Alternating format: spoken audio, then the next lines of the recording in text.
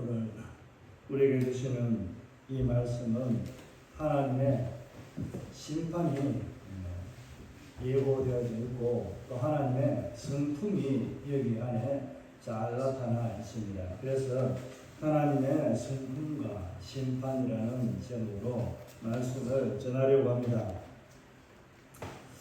우리가 심판이라는 것을 말할 때에 무언가가 어떤 그 결과가 끝이 있다 하는 이런 뉘앙스로 느껴지잖아요. 마지막은 있다. 우리 학생들 이제 곧 6월 이제 마지막 기말고사가 한 1, 2주 남은 걸로 생각이 되는데 기말고사는 시험이 없다면 학생들이 시험을 준비할 수 있을까요? 없을까요? 시험이 없는데 어느 날 갑자기 시험이 온다면 언제나 항상 우리는 시험에 대비해서 준비하고 있어야 되잖아요. 학생들은 그 날짜 기간이 되면 시험을 치르기 때문에 벼락치기 하는 사람도 있고 미리 준비하는 사람도 있습니다. 세상에 많은 사람들이 이런 말도 합니다. 우리가 놀이 하는 화투판 이런 거에 비유해서 오전 나무보다 저 경상도 시골 말로 정떼나무를 잘해야 된다 이렇게 말합니다. 그러니까 초장급발 부장 몽둥이감이다 이런 표현이 있듯이 시작은 좀 미약하지만은 마무리가 잘 되면은 좋은 결과를 낳은 것과 같은 그런 것으로 우리가 이해를 하게 됩니다. 이처럼 시험이라는 것이 우리에게 정해져 있기 때문에 그 시험을 대비할 수 있는 뭐가 있어요? 시간이 있고 방법이 있고 길이 있습니다. 그죠? 그 시험을 치르는데 어떤 과목을 치는지 모르면은 내가 공부하지 않는 과목을 공부하고 시험을 치는다 하면 어떻게 되겠어요? 보편적으로 가지고 있는 상식이 많은 사람은 좀 많이 슬프고 나머지는 쓰지도 못하고 시험에서 그냥 낙제를 하든지 이렇게 하게 되잖아요. 그러니까 우리에게도 똑같은 하나님의 심판에 대한 기준이 있다는 것을 말씀하고 있습니다. 하나님은 선한 사람은 선한 대로 보응이 있지만 악한 사람은 악한 대로의 그 보응을 하신다라고 그렇게 말씀하고 있습니다. 우리가 오늘 1절에 보게 되면은 그러므로 라고 시작을 하고 있습니다. 그리고 앞에 1장에서 무엇을 언급했는지 알고 있죠. 우리가 복음에 대해서도 말하고 있고 하나님의 사람들에 대한 부패성에 대해서도 말하고 있습니다. 하나님의 순리대로 하나님이 자연을 지은 원리대로 따라가지 않고 남자와 남자가 여자와 여자가 이렇게 하는 그런 성행위들을 고집하면서 하는 이런 행위들을 꼬집어서 이 로마서 기자가 언급했습니다. 이런 모든 것들을 언급하고 난 이후에 2장에 그러므로 라고 시작하는 것은 앞에 말한 것에 대한 결론이기도 하지만은 이렇게 하면은 너희가 반드시 그 결과에 대해서 뭐를 한다? 너희에게로 돌아간다. 반드시 돌아간다. 선이든 악이든 그대로 돌아가는데 너희는 무엇을 받기를 원하느냐? 선한 것을 쌓고 악한 것을 받기를 원하느냐? 아니면 악한 것을 행하고 선한 것을 받기를 원하느냐? 이것은 도둑놈 심보잖아요. 내가 하지도 않고 많은 것을 받고 많은 것을 누리려고 하면은 도둑놈이잖아요. 가라는 강도지. 그거는 남의 것을 그냥 갈기하고 착취하는 그런 강도에 준하는 사람입니다. 그런 사람은 들어 있긴 있죠. 그죠? 잘 없는데 간혹 그런 사람들이 있습니다. 오늘 본문에서 말씀하고 있는 이 말씀을 보면은 하나님의 뭐가 있다? 심판이 있다는 것을 반드시 말하고 있습니다. 여기서는 말하는 것은 하나님의 심판이라는 것은 종말론적인 마지막 주의 재림의 때를 목표를 두고 거기에서 포커스를 두고 말하는 것이 아니라 우리의 삶의 성도들의 삶의 순간순간 찾아오는 그런 하나님의 심판들이 있다는 거예요. 한결과 한 일들을 하고 난 뒤에 반드시 하나님의 심판이 있고 또 그에 대한 상급이 있고 이런 행위도 하나님이 하시겠지만은 그런 것보다는 때때로는 우리에게 사회적으로나 교회적으로 이렇게 좀 악해지거나 이런 것을 바라볼 때 하나님께서는 반드시 간간히 우리에게 심판을 하신다는 겁니다. 이게 이제 연결이 되면은 종말론적인 것까지도 우리에게 하나님의 심판은 반드시 있다는 것을 우리 띄엄띄엄 오는 이 심판을 통해서 알 수 있습니다. 조금 전에 학생들이 시험을 치는 날짜 정해져 있기 때문에 우리 주의 재림은 언제인지 알 수는 없습니다. 그죠? 그러나 그 시기와 때는 알 수는 없지만 우리가 짐작하고 대비할 수 있는 길은 있다라고 말했습니다. 뭐 여러 가지 말 안 해도 아시겠죠? 하나님의 말씀을 떠나버리고 배교가 일어나게 되고 거짓말하는 자들이 많아지고요. 하나님의 사랑에서 식어지는 사랑이 없고 자기 교만이나 자기 자랑이 많이 일어나는 그 시기가 되면은 이제 주의 재림의 때가 임박하게 다가왔다 하는 것을 말씀하면서 우리에게 마지막 그 때를 준비하라고 말씀합니다. 그러면서 5처녀, 10처녀 가운데 5처녀가 또 2사람이 밭에 있다가 한 사람만 데려감을 당하고 이런 것들은 뭐 어떻게 보면 절반만 구원받는다라고 그렇게 볼 수도 있습니다. 이게 그대로 사실일 수도 있습니다. 교회 안에서 교회 다닌다고 해서 다 구원받는 나라는 착각은 하면 안 됩니다. 나라도 저도 역시 마찬가지입니다. 나는 반드시 하나님의 손에 들림받아서 저 천국에 갈 거야. 내가 믿으니 주의 일을 많이 하니까 그렇게 해서 착각하는 신앙생활 이게 교만입니다. 그런 자를 과연 하나님은 데려가실까 하는 생각들을 하면서 자기 자신을 향해서 질문합니다. 하나님의 말씀에 바로 서는 저와 여러분의 삶이 되기를 바랍니다. 오늘 말씀해 보면은 이 판단에 대해서 남을 정죄하고 판단하는 것에 대해서 사도 바울이 이 로마 교인들을 향해서 말하고 있습니다. 그러니까 자기는 하지도 아니하면서 자기는 어려운 것 같으면서 이게 판단하는 것 같은 이런 뉘앙스를 가지고 다른 사람들을 판단하고 정죄하는 거예요. 이것을 하면 된다 안 된다? 안 된다고 말하는 거예요. 내가 설령 어려운 자라 칩시다. 그래도 내가 저 사람 판단하고 정죄하면은 내가 뭐 하는 거라고요? 내가 정죄했던 그 사람들과 똑같은 죄를 범한다라고 그렇게 오늘 말하고 있습니다. 우리는 남의 이야기 하는 거 좋아합니다. 남의 그 간섭하기를 좋아합니다. 아닌가요? 저만 그런가 모르겠습니다. 여러분, 세상 지나가는 사람들 보고 간섭하고 내 주변에 있는 사람들 다 이야기하고 내 기준으로서는 저 사람이 저렇게 하면 안 되는데 저 사람은 참 잘하는데 이렇게 판단도 하잖아요. 뭘 보고 판단합니까? 오늘 결론의 답은 11절에 있습니다. 11절에 뭐라고 말하고 있는지 한번 읽어볼까요? 자, 한번 읽습니다. 시작. 이는 하나님께서 외모로 사람을 취하지 아니하심이라. 하나님은 절대로 우리를 외모로 취하지 아니하시고 우리의 중심에 하나님을 고백하고 있는지 내 안에 예수 그리스도가 살아 역사하고 있는지 이것을 보시고 하나님은 나를 판단하신다는 겁니다. 하나님의 판단은 우리처럼 겸손한 판단을 하게 됩니까? 아니면은 정말 어렵고 하나님의 판단은 공의롭고 정의롭습니까? 하나님의 판단은 공의롭고 정의롭다는 겁니다. 우리 인간은 죄악으로 찌들어 있는 영원히 죽었던 죄악에서 생명이 없던 그 삶에서 예수 그리스도를 힘입어 그분의 이름을 믿고 영생을 얻는 줄 우리가 알고 예수의 이름을 부르며 찬송하며 천국 길을 걸어가고 있습니다. 그 길에 여러분이 예수 그리스도의 이름 부르는 그 입술의 감격이 새롭습니까? 날마다 예수 이름을 부르는 그 감격이 새로워지기를 바랍니다. 오늘 판단하지 말라고 말하면서 뭐라고 말하고 있습니까? 자신을 똑같이 그렇게 판단하는 자라고 1절에서 말씀하고 있습니다. 또 2절에는 무엇이라고 말하고 있습니까?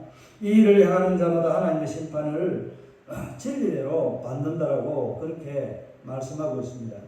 이런 일을 행하는 자에게 하나님의 심판이 진리대로 되는 줄 우리가 안다라고 말합니다. 그러니까 남을 판단하는 거, 내 아무리 판단해도 하나님의 기준은 뭐다? 하나님의 말씀이 절대 변하지 않는 즉 기준, 예수 그리스도 그분이 우리의 구원이듯이 구원의 방법과 구원의 길은 변하지 않는 것처럼 하나님의 정의와 하나님의 공의도 변하지 않는 진리대로 된다는 겁니다. 그 진리를 향하신 예수 그리스도, 공의를 베푸신 예수 그리스도, 그분의 말씀대로 우리가 이루어지는 줄을 안다라고 그렇게 말하고 있습니다. 그럼 3절에는 뭐라고 말하고 있을까요?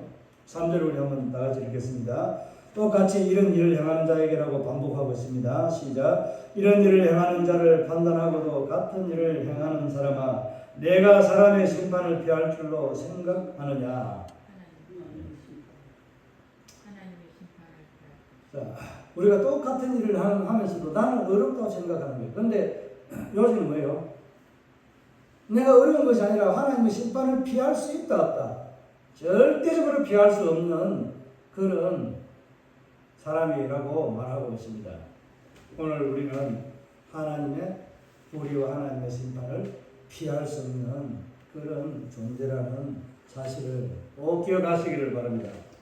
자, 누구를 만나고 우리가 하나님 앞에서, 사람 앞에서 핑계할 수 없고 부인할 수 없는 것이 바로 이런 판단과 정죄하는 것입니다. 여러분, 지금까지 지나오면서 남을 판단하거나 정죄한 일들이 얼마나 있는지 한번 우리 자신들을 돌아보고, 정말 나도 저와 같은 삶을 살면서 또 다른 사람을 판단하고 정죄하지는 않았는지 우리 냉정하게 한번 돌아보면서 오늘 하나님 앞에 회개하며 정말 다른 사람들을 존중하고 내가 외모로 보지 않냐고 참으로 그 사람을 대할 줄 아는, 사랑으로 대할 줄 아는 그런 삶이 우리가 좀 더 풍성하게 회복되면 좋겠습니다.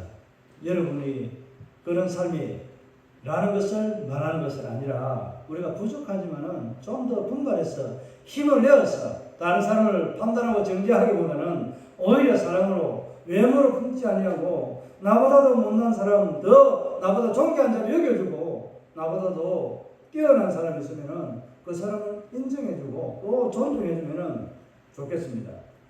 그렇게 뛰어난 사람이, 나보다 뛰어난 사람이 역시 자기보다 낮은 자를 뭐 하는 거예요? 존중하고 품어주고 사랑해주는 그런 아름다운 우리 교회, 이 한국교회 성도들이 되면 참 좋겠습니다. 저는 목회를 하면서 이와 같은 생각들을 참 많이 해봅니다. 제 가정에서도 이와 같은 것들을 좀 행하고 싶지만은 사람의 뜻과 생각대로 흘러가는 게 잘 없습니다. 내 꿈과 소망이지 정말 로망과 같이 잘 이루어지는 것은 우리 경험하지 못합니다. 그러나 저는 믿습니다.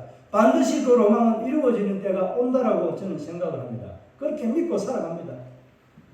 다른 사람이 뭘 하든지 간에 저는 제가 믿는 그 하나님이 우리에게 주시는 기쁨이 있다면 그 기쁨을 끝까지, 지금 내가 환난과 고통이 있다 할지라도 저는 그것을 끝까지 믿고 가는 그런 스타일입니다. 그래서 그런 로망을 저버리지는 않습니다. 지금은 내가 이거 아니네 하고 이렇게 좌절하고 실망하는 분위기가 내게 있다 할지라도, 잠깐은 내게 울음이 온다 할지라도 새벽이 오기 때문에, 반드시 새벽은 오기 때문에 그 기쁨과 회복은 우리의 믿음대로 될 줄로 저는 믿습니다. 여러분도 그와 같은 믿음을 가지고 이 하나님의 말씀에 대해서 좋은 날 오기를 바라는 사람은 그 좋은 날 오기를 바라는 그 마음에 하나님의 말씀을 심으시고, 듣기보다는 오늘 본문의 말씀을 읽지는 아니했지만은 하나님의 말씀을 많은 자가 더 복되다고 했어요. 하나님의 말씀을 듣는 자보다는 순종하는 자가 더 복되다고 했습니다. 듣는다라는 이 말씀에는 순종이라는 단어도 함께 포함이 되어 있는 단어의 의미가 있습니다. 마냥 듣기만 하는 것이 아니라 뭐 하는 거예요? 내가 하려고. 제가 자주 가끔 한 번씩 말씀드릴 때, 우리는 하나님의 말씀을, 성경을 읽을 때 뭐 한다고? 지식을 얻기 위해서 읽는다고 했어요. 뭐 때문에 읽으랬습니까? 이 말씀대로 살아가기 위해서, 내가 하나님의 음성을 들으려고 하는 것은 하나님의 말씀대로 순종하기 위해서 이 말씀을 읽고 들으라고, 그런 마음의 자세를 가지고 대하라고 말씀을 많이 드렸습니다. 저도 그렇게 하려고 합니다.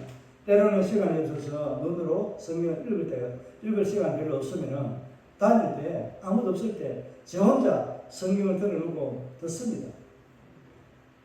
그냥 마냥 그렇습니다. 성경 내용 대충 아니까 한 말씀하는 이 구절구절들을 생각하면서 하나님께서 오늘 이렇게 또 이런 말씀도 있네. 내가 또 지나쳐버린 말씀도 있네. 놓쳐버린 말씀도 있네. 이렇게 하면서 말씀을 들으면서 제 마음에 어떻게 보면 신비에 새긴다고 말할 수 있는 그런 삶을 살아가고 있습니다. 여러분도 말씀을 보지 못하면은 들을 수 있는 것들을 제가 선물로 드렸잖아요. 들으시길 바랍니다. 말씀은 믿음은 내게 들음으로 생겨나고 그 들음으로 내게 믿음의 분량과 깊이와 넓이와 역사는요 달라지게 됩니다. 이런 역사를 경험하는 우리 성도님들 다 되기를 주의 이름으로 축복합니다.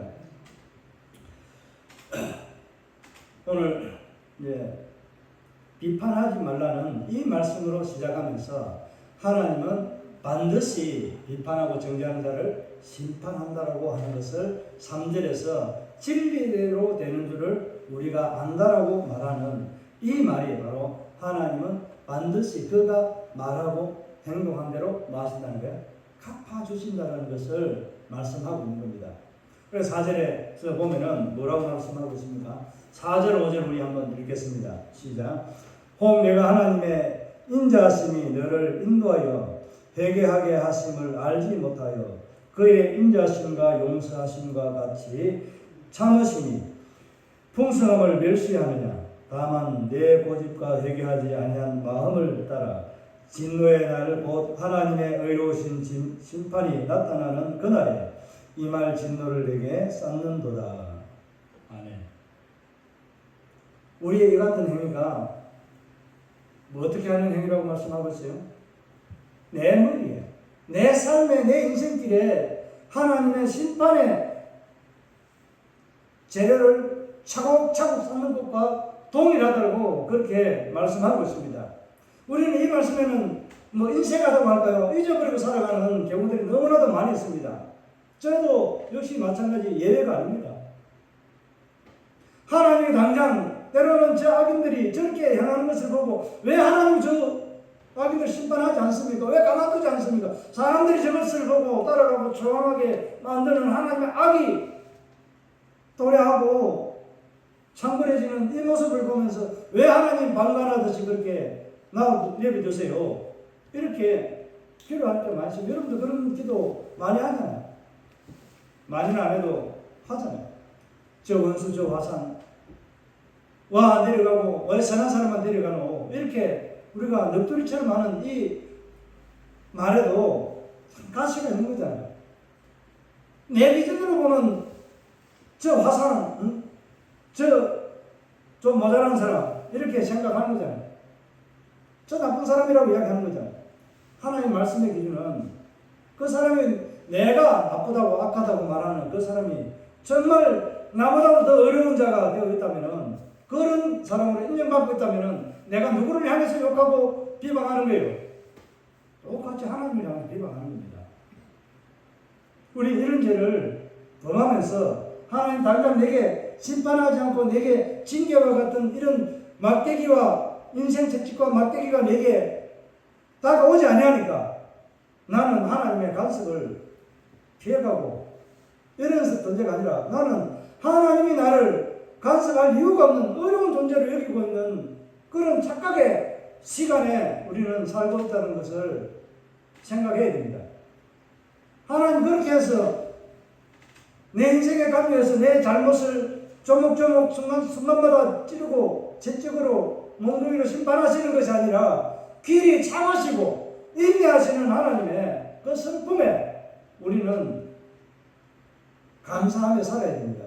이것을 잊어버리고 내가 그렇게 하지 아니하니까 내가 어려운 자로 살아가는 줄 알고 착각하느냐? 착각하지 말라는 거예요. 그러면서 뭐라고 말해요? 하나님은 길이 참으시고 인내하시고 우리를 사랑하는데 우리가 스스로 뭐 하기를 원하는 거예요? 하나님 앞에 겸비하여서 돌아오기를 원하는 거예요. 그 기간들을 두고 있는 것이지 하나님이 수수방관하듯이 내 죄명을 몰라서 그냥 눈 감고 넘어가는 것이 아니라 하나님 뭐 하는 거예요? 내게 기회를 주고 있는 거예요. 내게 우리에게 기회를 주고 있다는 이 사실을 것을 우리는 망각하고 있습니다.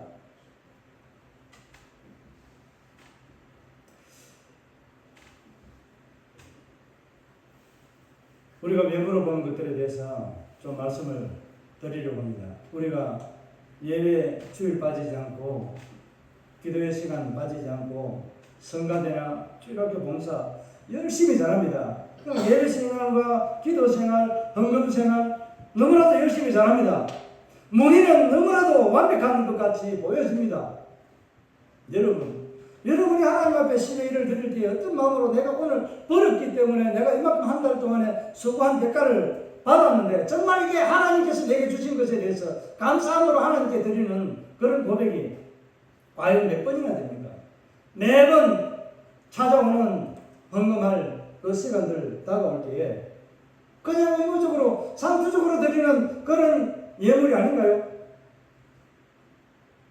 그런 예물을 드리는 사람들이 너무 많다고 저는 생각합니다. 하나님 앞에 정말 신의 일을 내가 하나님 앞에 주신 이 모든 것에 적지만은 많아도 적든 이것을 관계없이 하나님 앞에 감사하며 하나님 앞에 드리는 그 아름다운 심령을 하나님 보고 계신다는 거예요. 우리는 물질을 잘 드리고 장로가 되었고 기도생활 잘하는 저 사람, 봉사 잘하는 저 사람을 보고 저 사람은 사람 좋고 신앙의 모범이 될 만한 사람이네 라고 말하는 우리의 기준은 외모를 바라보는 눈을 가졌습니다. 하나님은 외모보다는 그 중심을 보고 계시는 하나님이시라는 것을 말씀하고 있습니다. 하나님의 성품을 다르게 말하면 하나님의 인자하심의 성품이 우리에게 우리의 중심을 보시는 하나님으로 그렇게 말씀을 드릴 수 있습니다. 우리가 볼 때는 늘 판단할 때는 우리가 직분자를 세울 때에 어떻게 세웁니까? 헌금 많이 하는 사람이 1번입니다. 요즘에는. 과거에는 제가 어릴 때는 저는 신앙생활을 잘 안 해서 모릅니다. 잘.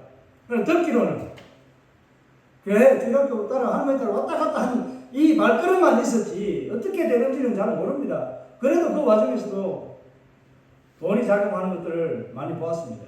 그 사람이 가난하고 힘들어도 믿음 앞에서 하나님 앞에서 순종하고 사람들 섬기고 살아가는 이 진정한 모습에서는 그 사람이 장로나 직분자가 될 수 있는 자격이 일단적으로는 제외됩니다. 내가 스스로 제외하는 것이 아니라 모든 성도가 그렇게 제외시켜버립니다. 안 그런가요? 그러면서도 말합니다. 직분자를 세울 때는 하나님의 말씀에 입각해서 한 가정에 남편으로서 가정을 잘 다스리는 자라 된다고 말씀합니다. 그게 첫 번째 기준입니다. 감독의 기준입니다. 권사는 우리 교회 내에 직분이 없습니다. 그러나 그 직분을 우리 감독자와 같은 그런 비중에다 두고 이 권사를 세울 때는 무엇 하는 존재로 권사를 세웁니까? 기도하고 약자들을 위해서 기도하고 중보하는 그런 삶으로 돌아보라고 한 겁니다. 장로도 뭐 하는 거예요? 장로 두 사람을 세웠는데 이 두 직분을 가지고 어떻게 하는 거예요? 한 사람은 말씀을 선포하고 양육하고 가르치는 일에 열심을 다하라고 그 사역에만 올인하라고 말씀의 사역들을 세웁니다. 그리고 신방하고 돌아보고 성도를 돌아보는 이러한 지리장로를 세우게 됩니다. 건면하고 이렇게 돌아보고 지리해야 될 대상이 있으면 두 직분자가 함께 모여서 장로가 모여서 의논해서 이 사람의 영혼을 살리기 위해서 치리하거나 그 사람의 믿음의 길을 바르게 세울 수 있는 길들을 모색하고 의논하며 기도합니다. 이런 일들을 위해서 교회 직분이 필요한 거지 계급적으로 이렇게 군림하라고 저는 그런 직분이 아닙니다. 목사가 제일 낮은 곳에서 섬겨야 되고요. 장로도 제일 낮은 곳에서 섬겨야 됩니다. 오늘날 어때요? 저도 마찬가지예요. 가난하고 불쌍한 사람 오면요, 거짓 오면요, 전화도 못 안 해요. 우리 교회 들어올까봐 겁내가지고 앞에서 문 딱 닫아놓고 여기는 못 들어옵니다. 신천지만 못 들어오는 것이 아니라 가난한 자, 거짓과 같은 자도 못 들어옵니다. 내가 그렇게 하진 않지만 여러분 마음에 우리 한국교회 현실이 그렇게 받아들이고 있지 않을까요? 그렇게 행하지 않을까요? 저는 그렇게 생각합니다. 이단에 대해서는 신천지 아웃이라고 표현해 놓습니다. 웰컴이라는 단어에서는 그 어느 누구도 우리가 디모데전서를 살펴보고 있잖아요. 모든 사람이 구원받아야 될 대상인데, 모든 사람이 하나님을 예배해야 될 대상인데, 우리는 외모를 보고 그 사람의 행동과 모습을 보면서 판단한다는 거예요.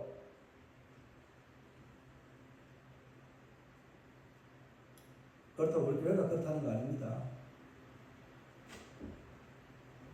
우리는 그런 일에 좀 더 힘을 내서 조금 더 다른 사람보다, 다른 성도들보다 더 아름다운 하나님의 사랑이 꼽히는 그런 교회로 좀 세워나가자고 우리가 힘을 좀 얻자고 독려하는 겁니다. 여러분 책망하는 게 아닙니다. 책망은 우리가 다 똑같이 하나님 앞에 받아가면서 살아가는 게 은혜입니다. 여러분을 책망하는 그런 꾸지람이 아니니까 여러분 그렇게 받아들이지 마시기 바랍니다. 이것을 생각하면서 참 기도하는 이 모습들을 보면서 제가 참 아이러니하게 여러 가지 이해가 안 되는 부분도 솔로몬 이 잠언이나 전도서 있는 데서 말하는 그런 이해 안 되는 부분도 많지만은 헛되고 헛된 것들 뿐이지만은 이해가 안 되는 것이 성도들의 삶과 신앙입니다.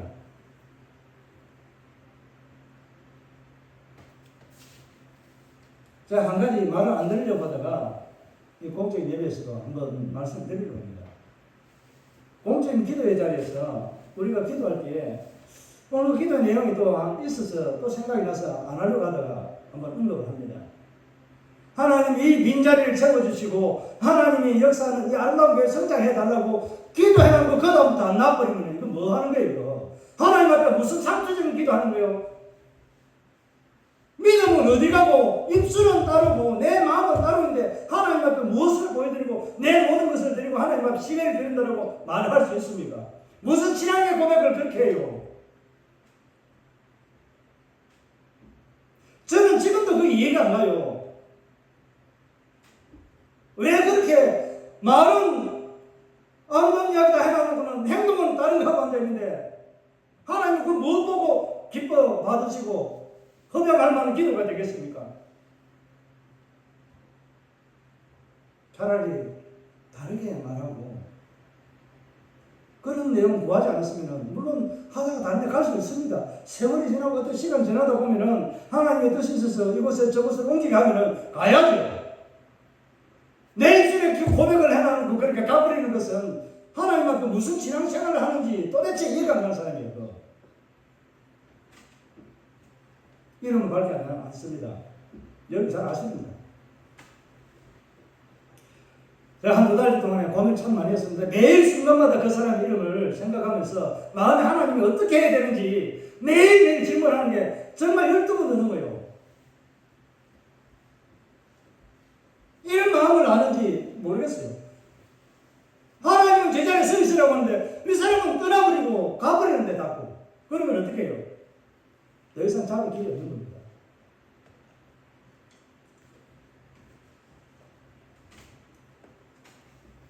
왜 외모를 보는 것에 대해서 예배 생활과 기도 생활, 이런 헌금 생활 이런 것들에 대해서 말씀을 드리다가 이걸 했는지 이해가 가시나요? 내가 다른 사람의 신앙의 기준을 판단하면서 내 역시도 똑같이 나도 똑같은 그런 과오를 범하고 있는 사람이라는 거예요. 우리 입술에 진실한 기도를 드리면서 하나님 앞에 기도하는 영혼의 호흡이라고 말하고 내 호흡의 빨대가 바로 연결되어 있어야 되는데 다른 빨대를 갖다 대놓고 불신앙 빨대를 대놓고 이렇게 꽂아가지고 하나님 앞에 헌신하는 모습을 보고 성도들은 잘한다고 칭찬하고 저 사람 정말 권사가 되어야 될 사람, 저 사람 정말 장로가 되어야 될 사람이라고, 저 사람 목회자가 되어야 될 사람이라고 그렇게 말하잖아요. 물론 삼자가 검증의 대상이기도 합니다. 성도는요 철저하게 하나님 앞에 하나님의 무릎 앞에 꿇어야 될 사람들이 성도예요. 많은 사람들이 목회자들이 제가 우리 교회도 적극적인 이야기 좀 안 하려고 하지만 연관이 되어 있어서 말씀을 드립니다. 여러분 이번에 여러분이 하는 행동에 따라서 여러분이 어떤 기준으로 판단하든지 간에 여러분에게 그 주어진 대로 여러분에게 당할 환난이나 이런 것들이 있다는 사실을 명심하시기 바랍니다. 저는 그 어느 누구도 제가 단호하게 말씀드리지만 저도 꺾일 수도 있습니다. 그래 장담 못하면 지금에 내 주시면 항상 언제나 하나님께서 원하시는 그 하나님의 말씀의 중심에 서기로 하는 마음의 가짐은 지금도 변함이 없습니다. 하나님을 대적하는 자는 제 본문화도 그것을 저는 외면하고 안 합니다. 여러분 선거 공약 한번 보세요. 무엇을 말하고 있는지 교회와 가정 해체를 말하고 있고 하나님이 세우신 한 사람이 남자와 여자가 가져야 될 한 부부의 이 기준을 깨쳐버리고 가는 이 공약법을 만들어놨습니다. 다른 법은 어떻다 할지라도 그것은 공조하는 것은요 하나님의 나라를 대적하는 거 똑같은 거예요. 하나님의 이 교회를 세운 기준과 방법과 원리 말씀을 전혀 외면하는 거예요. 오늘 언급하지 않았지만은 남자와 남자, 여자가 또 짐승과 사람이 요즘에 개들을 얼마나 많이 키우는지 집집마다요. 서울 가보세요. 더 많아요.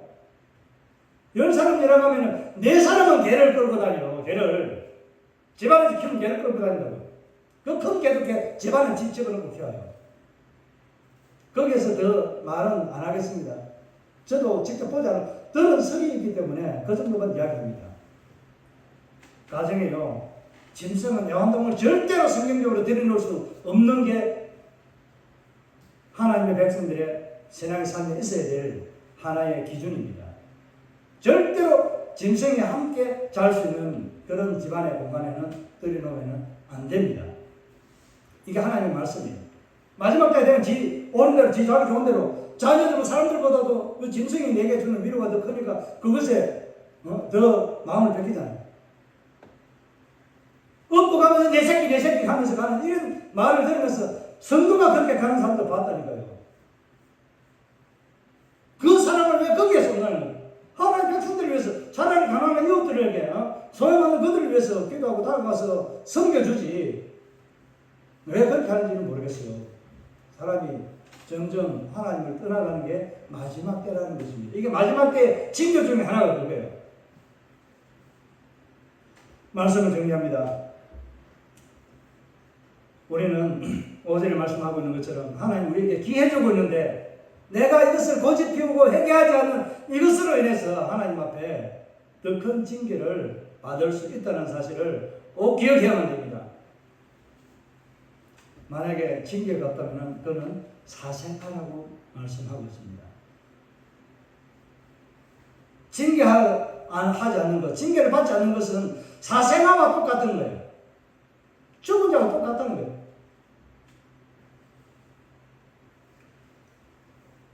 오늘 7절에서 말씀하고 있는 이 부분들은 하나님의 성품에서 무엇을 말하고 있는지, 하나님의 성품이 뭐예요? 하나님 인자하시고 또 뭐합니까? 용납하신다. 하나님 우리를 다 받아주고 용납하신다는 거예요. 그리고 길이 참으신 인내하시는 하나님.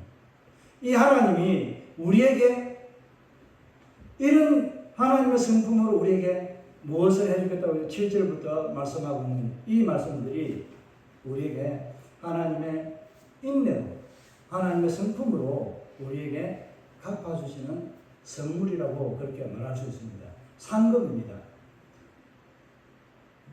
선한 일을 행한 자는 선한 보응을 받게 되고 악한 일을 한 자는 악한 것을 받는다, 보응받는다라고 그렇게 말씀하고 있습니다. 그러시면서 결론으로 무엇을 말하고 있어요? 진정 내 중심을 다른 사람을 향해서 보지 말고 내 중심에 하나님을 향해서 서 있는 내 모습의 신앙을 바라보시길 바랍니다. 내 모습의 신앙을 바라보시길 바랍니다.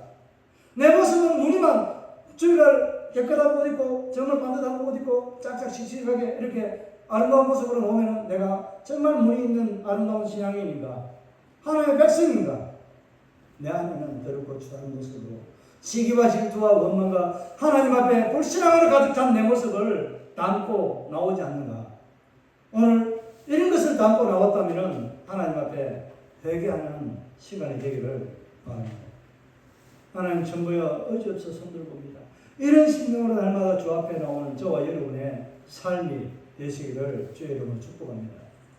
그런 자를 하나님께서는 더 사랑하시고 더 하나님의 자녀답다라고 말씀하시면서 우리에게 큰 상과 은혜로 격려로 날마다 우리에게 하나님의 사랑을 덧입혀 주신다는 사실을 기억하면서 오늘 다른 사람을 향해서 면모를 보지 마시고 정말 하나님의 심판과 그 슬픔을 생각하면서 내 안에 있는 실질적인 내 안에 있는 내면을 바라보는 그런 시간이 되기를 주의 이름으로 축복합니다. 이 말씀들을 생각하면서 하나님 앞에 하나님의 슬픔과 심판을 생각할 때에 나는 어떤 신앙의 삶을 살아가고 있는지 꼭 생각하면서 한번 우리 결단하는 시간 가지도록 하겠습니다.